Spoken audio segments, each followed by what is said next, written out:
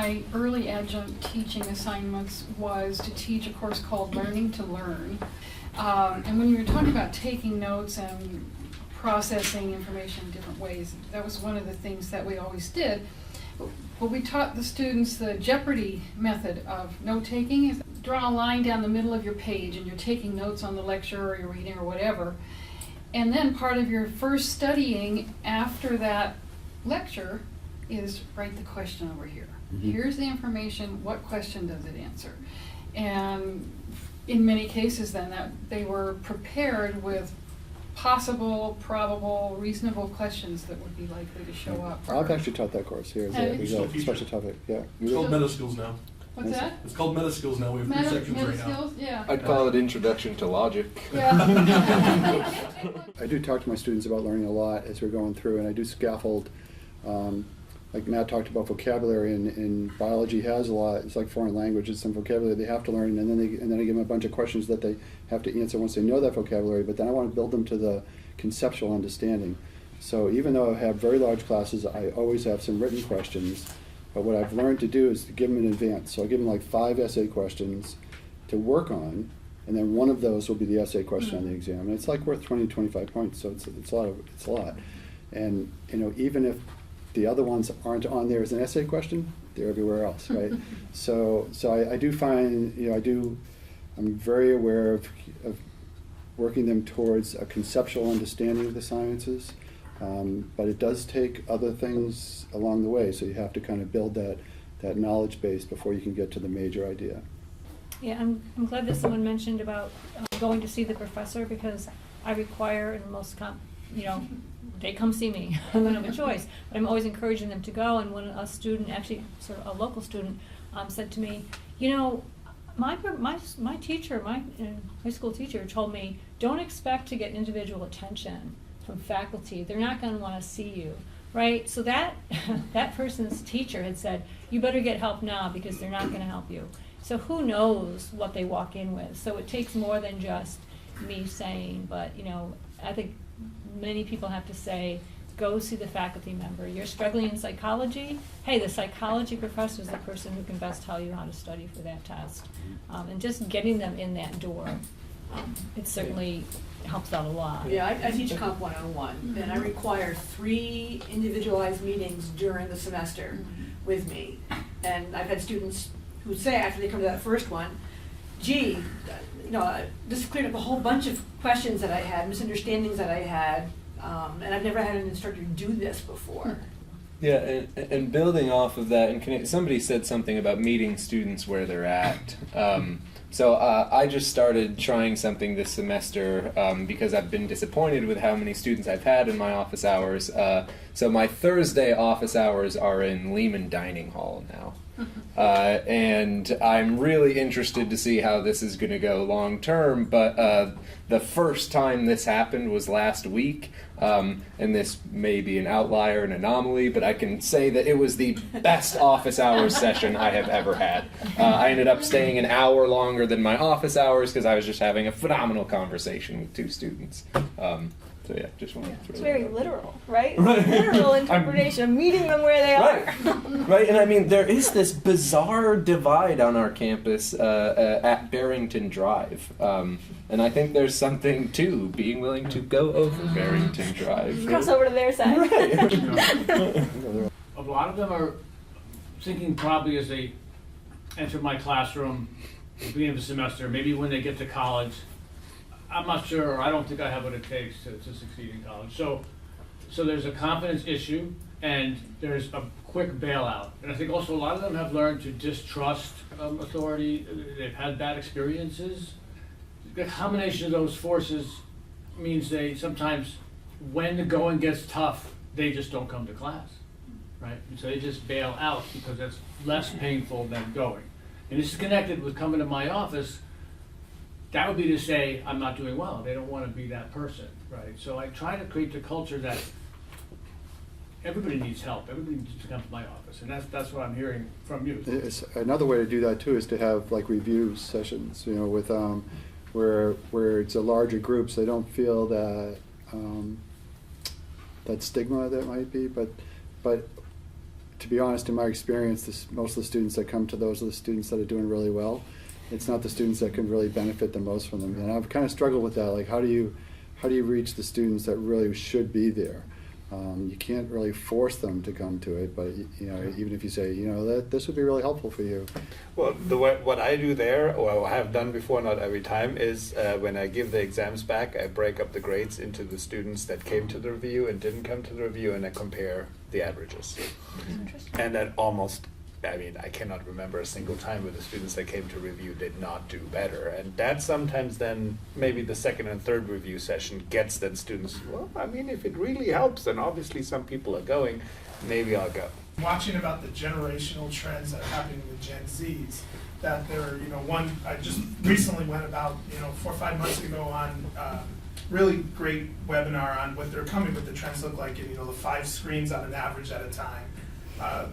Really mistrust in adults, really care about peers a lot. They want to hear from peers. So are you changing some of your teaching towards that too, like meaning maybe some TAs more in the class to help with like higher level students like seniors or juniors helping in the class, because this generation is really different than even the Gen Y that we just went through.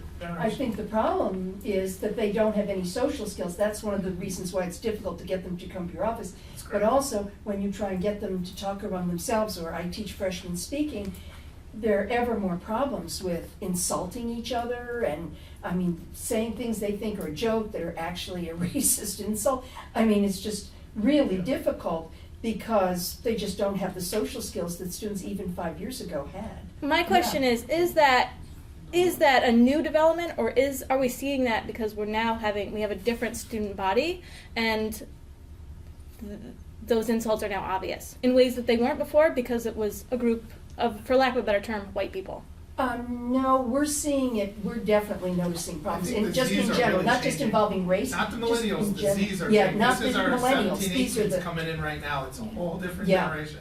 a whole Some of different these group. millennials are Yeah. the parents of these students coming in now. It's just Yeah. different. Yeah.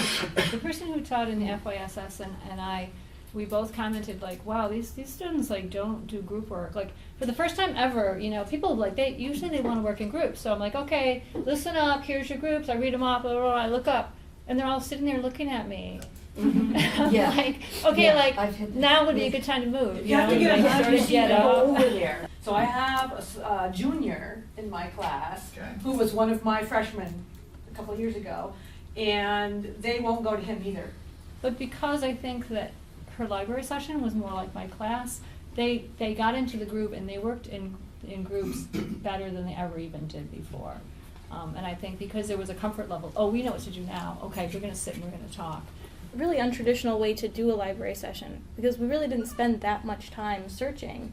Most of our time was spent in their groups, and I actually think that's really positive because they hate library sessions. They're boring. I know that. Like they're not. It's not news to me, right? So giving them a different experience in the library, I think, is actually really positive. As many different experiences as we can give them when it comes to learning, I actually think that's huge. Students are becoming ever more visual learners is one of the things I've had to spend a lot of time with because I am not a visual learner in any way, shape, or form. I'm a talker. So honestly, what I do preparing for my lectures these days is I prepare what I'm going to write on the board. I don't prepare what I'm going to talk about anymore because what they are most concerned with is what's going to end up on that board, what are they going to see, what's going to be projected. Students have to get to see the importance to them Yeah. of the Yeah. class and of what they're being taught, of the material, and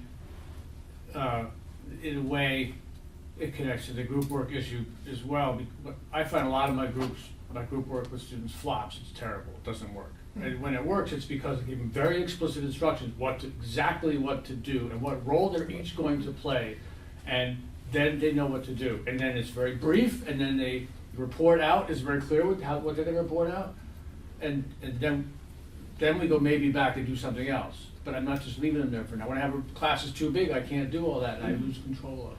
Yeah. Right.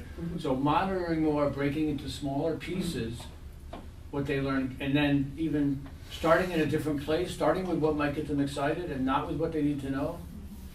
Later on you get to what they need to know, right? But here's the fun thing.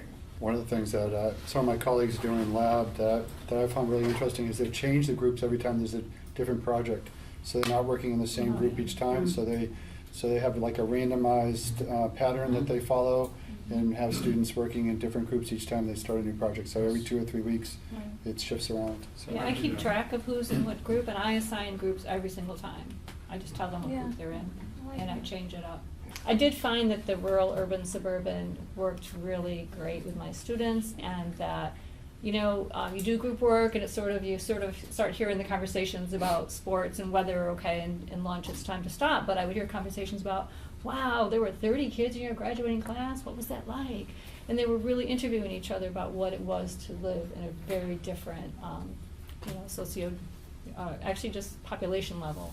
I think a number of these things point to it being important to not be subtle about telling students why they should care and why they should be motivated. I have a lecture in my intro logic syllabus called "The 5 Things Logic Can Do for You."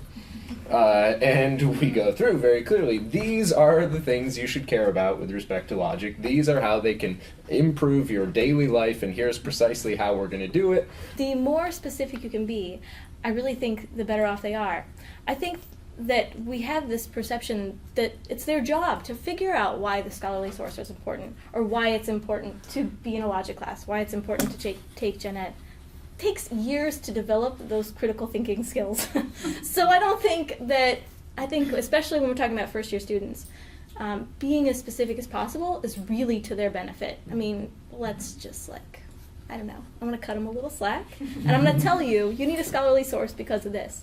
Or, we need to use Google, or we can use Google Scholar at this entry level because you don't know all of this stuff yet. You don't have to know all this stuff yet.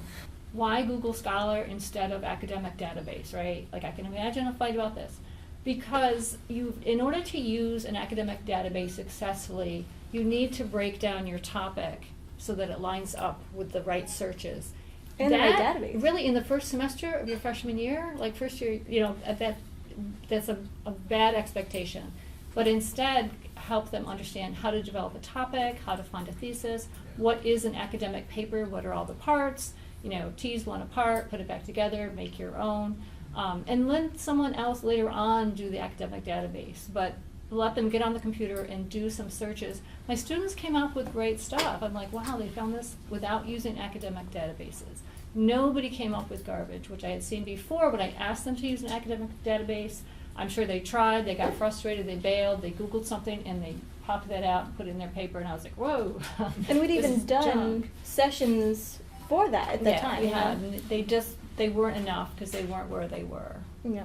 one of the other things I emphasize though to them is that it is their hardest year.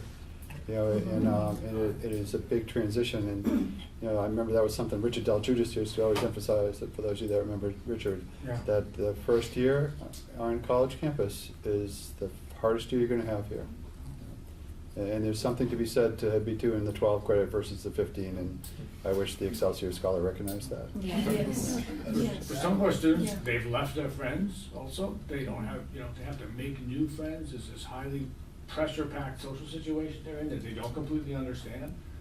I had a freshman advisor that told me, though, I've been waiting, 13 years to graduate from high school and get here, and now I don't know where I'm going now again. Some students that have declared a major, they almost picked it randomly. It was the one they hated the least. Doesn't